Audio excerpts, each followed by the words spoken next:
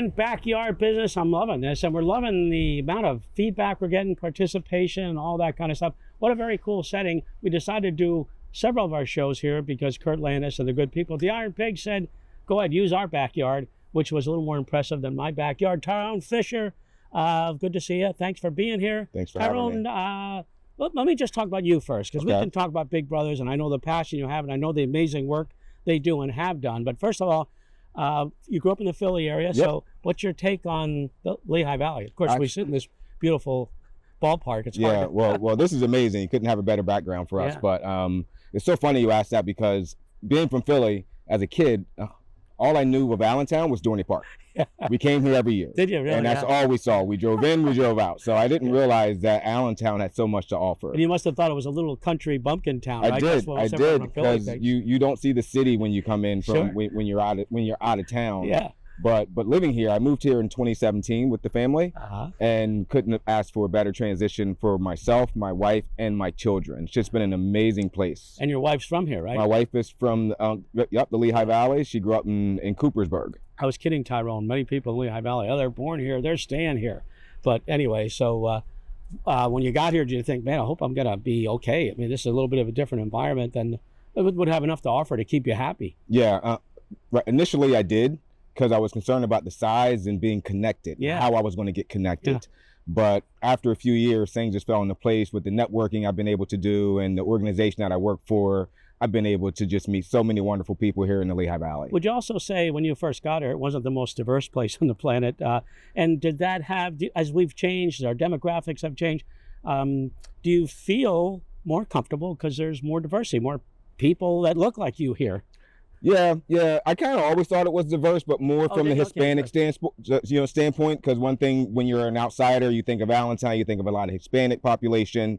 But the Lehigh Valley as a whole has become very, very diverse, and that's one of the things that I focus on with my youth, with my children as well. Just embracing that diversity. There's so many people like you that are new arrivals that have changed the culture of the Valley. That brings so much, and you're an example. So I know you love what you do, and I know Big Brothers, Big Sisters do incredible work. Two things. What do you love about it, and what are the challenges right now? The thing I love about my job is this is one of the first jobs I've had. I've had a couple where waking up every morning was easy. Going to the office was simple. Do you ever have did you ever have one of those where waking up wasn't so easy? Yes, I have. I've had a couple of those. I've had a few of those. The last one I came from, I won't mention any names, but yes, it was exactly that experience. Like, oh my God, here I go again. Yeah, but the main thing for me is the opportunity that we have as an organization to give back to the community, to give back to the Valley as a whole, because what we do on a daily basis, when we focus and serve on the youth that we support, will change the next generation here in the Lehigh Valley. Have you seen that? Have you seen a child, for instance, that you know are in a tough situation and found that big brother or big sister, felt the love and changed them, exposed them to a better universe? I have. And you see it so often, and it's just an amazing thing to watch. But there's an individual that I met when I first started. I've been with the organization for a little over 3 years now.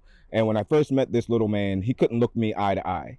I would see him outside of work events because he plays football for the Bethlehem Raiders.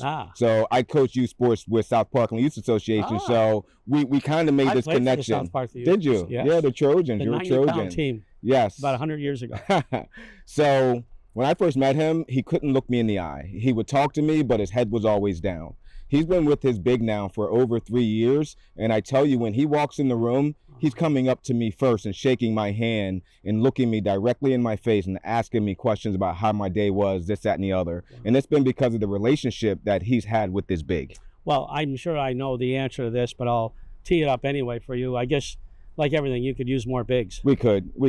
And just like, coming out of the pandemic era, at one point people didn't even want to work anymore, so we're finding that same thing, that it's harder to engage volunteers. So what we're doing is we're trying to come up with new strategies, with new campaigns, with new outreach programs, just to let people know that the ask is not as difficult or as intrusive on your lifestyle as you may think. So one of our biggest needs right now across the board is strictly volunteers. but we need more male volunteers to step up, especially when you talk about Black or brown males. The majority of the population that we serve here in the Lehigh Valley are from the minority population.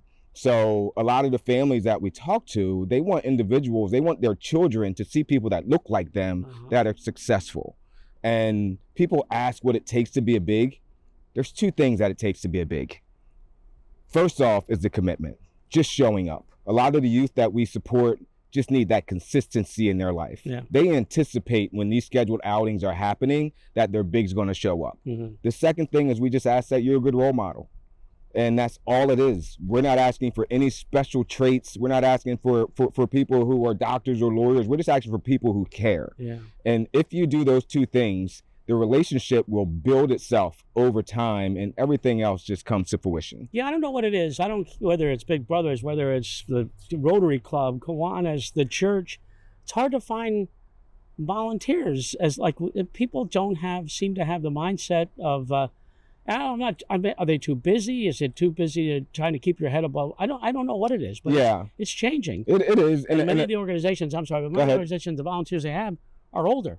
Before you know it, they won't be around. Yes, and that's one of the focuses that we have. We're looking at the young professional age group as well, because most of our mentors are from the baby boomer population. So we're trying to identify younger females and males to come into our organization to show these youth that anything is possible, and that's really all it is, just giving them experiences and opportunities that they might not otherwise have. Tyrone, tell me a little about you. So you grew up. How'd you grow up? Where'd you school, whatever. Tell me about you. I'm not sure if you want to hear my story, Tony. No, I got a pretty. That's what this is all about. I got a pretty long story, and just to kind of make it short, you were born very wealthy and inherited tons of money. I wish. I was actually adopted. Okay. I was in the foster care system for the first 5 years of my life. I was on the verge of being in the system, so to speak. At that age, any recollection of that, or is it it's so funny. I don't remember anything before the point that I walked into the house of my adoptive parents. Oh,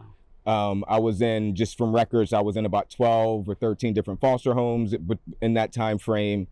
But I was able to be rescued in a way by the people, by my mom and dad, who took a chance on me. Wasn't the easiest child at that age coming through that system. Had a lot of anger and animosity, and then just was brought into this lovely family that molded me to be the individual that I am today. Tell me about that family. I mean, why did they do it? Who were they? My mom was a teacher.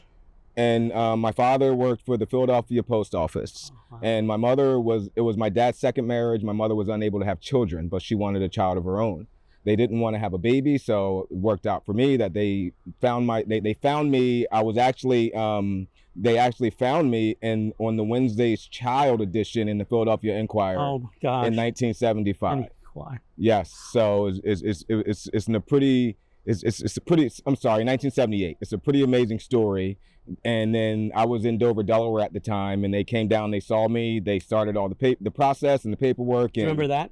I do not. Okay. I do not. Honestly, so, just like I said. So the good news is the memories you have is almost with this family. Yes. And pretty good memories. Yep, pretty good memories. Yeah. Yep. But over time, you want to know who you are and where you've come from. Sure. So about 15 years ago, I did find my biological family. Oh. They are all still in Dover, Delaware, and we have been able to start and establish such a great relationship. But my mom and dad, my adopted parents, are my parents who I owe everything to. And they taught me so much, with my mom being a teacher, about giving back and making sure that you're always looking to work and support the next generation. And that's the reason I do what I do. Just today. Culturally, a family of color? Were they? Yes, they were. Okay, so you had culturally. Yep. When you see your original family, if your family, your real, what was it like? Well, the initial meeting was there, I don't know, Yeah, well, the initial meeting was amazing for me, because when you grow up in a family that you are not biologically from, you don't look like a lot of people in your family. So the first time I saw my mom, my brother, and my sister, it was like, wow. I got it. This is my family. My mom looks like me. I look like my brother. I resemble my sister. So you almost feel like in a godly way, you just feel here. It was automatic. It was automatic because of the traits that I've longed for. I've always been told both of my parents were of lighter skin, my adopted parents. And I've always been told, like, you are kind of, you look different than your mother. Gotcha. And my mom would defend me to the end. Yeah. But to see my biological family, it was just like, wow, this is who I am. This is where I'm from. And I've been able to learn so much about my personal background that I didn't know prior to 15 years ago. So they were happy to see you. They welcomed you. They did. That's an amazing story. Boy, that's gonna got me. That's has that helped you in your work? Yes, without a doubt. It's helped me. I always told myself that I would always support and make sure I'm there for not just my family, but others in my community that need assistance. I'm sorry, I'm sure you see yourself in the young people you work with. I do. I totally do. And it's an amazing thing to be able to reflect back on where I've come from and to have promise for the youth of tomorrow. What do you, so we talked about the challenges. You feeling optimistic? Are you, I mean, I guess that's obviously a little Yeah, we are. Just like I said, we're coming up with new strategies. We're coming up with new campaigns. Like we'll have a campaign here in September that's totally different than what we've done in the past. And it's to identify the personas that we've recognized that we want to go after. So we're looking at young Black professionals. We're looking at people in the helping professions such as nursing profession. We're looking at, again, staying with the 55 and older community as well, because they are such a part of who we are. But we're also trying to look into communities and places that we can go in the communities. We're starting this thing called a barbershop tour. So we're identifying all the barbershops in the Lehigh Valley, and we're going in and we're trying to establish relationships with these barbers, the owners of the barbershops, because when you talk community, especially in the Black community, Amen. The barbershop is the threshold. Amen. Yeah. They know who and what's going on with everybody that comes in that shop. So we're starting that process and hoping to gain some traction there as well. Yeah, you know, I kid Danny, his dad has had a barbershop. Danny from the African American Chamber. Yep. His dad has been in the barber business forever. But anyway, they have a shop. His brother runs it now at the fairgrounds. Okay. And you go in there and that place is hopping, you know, and you can tell there's a big time sense of community. Talk about your involvement, if you could, real quick, in the African American Chamber. Why and what that means to you, and us too. Are we, you know, our attempt was we're going to try and build we say 21st century chamber where everyone feels part of it. You know, we got to close the wealth gap and we got to let people in. Yeah.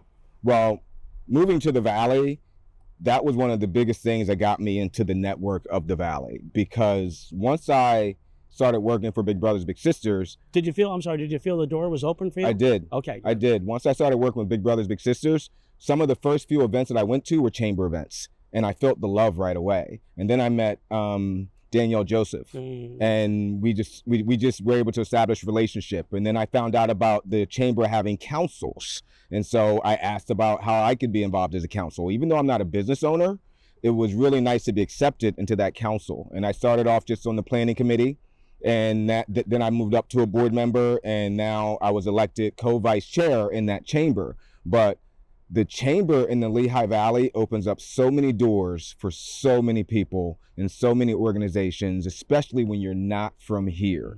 The way the chamber welcomes people in, new businesses with the ribbon cutting ceremonies and the exposure is amazing. And to be a part of the African American Business Leaders Council, what we're doing right now with our economic empowerment series is just giving so many minority businesses, Black-owned businesses, the opportunity to grow. Our last session that we had was we were talking about Black or minority business certifications. And we had prominent people from the state come in and that were panelists. And that event, to me, was one of our best events that we've held. And the opportunity for business owners to come in and ask these individuals questions and just to get the information that they need and to understand the resources that we provide as a chamber were just amazing to me.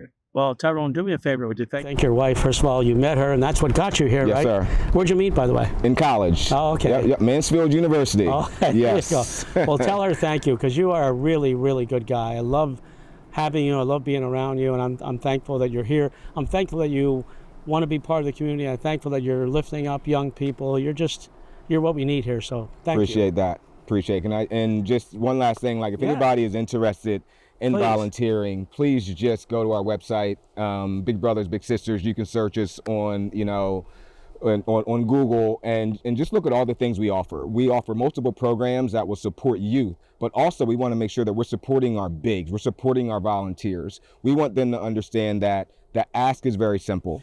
And the same thing, if you're young or whatever professional, African American chamber, person of color, come on in. I mean, come on in. Yes, you're sir. Going to meet a lot of good people. Yes, sir. You're going to meet a lot of great people. Yeah. The chamber's amazing. Thank you so much, thanks Tony. for being here. What do you think of this place? Oh, this is amazing. This is amazing. Are you a Phillies fan? Yes, sir. I thought so. Yep. Yes, sir. All right. Thank you. Thanks so much. You have a great day. Yep. Appreciate it.